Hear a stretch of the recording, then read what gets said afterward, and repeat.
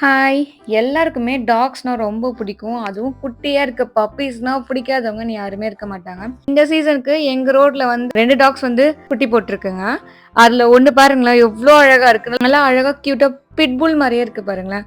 ரொம்ப அழகா இருந்துச்சு. அதோட கண்ணெல்லாம் இன்னும் அழகா இருந்துச்சு கிரே கலர்ல.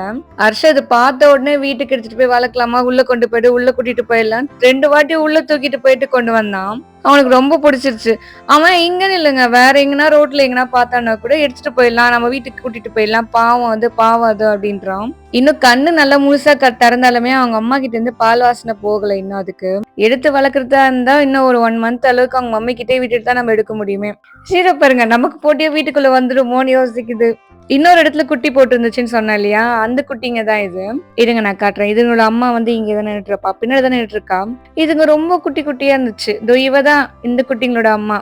நான் ஃபர்ஸ்ட் காமிச்சேன் இல்லையா? அந்த குட்டியோட அம்மா வந்து இல்ல. அது எங்கேயோ வெளிய போயிருக்கு போல இருக்கு. இந்த மேடம் வேற யாரும் இல்ல. ஷீரோவோட தங்கச்சி தான் இவங்க. ஷீரோவும் ஸ்ட்ரீட் டாக் தான். நாங்களும் அவன இங்கருந்து தான் எடுத்து வளர்த்தோம்.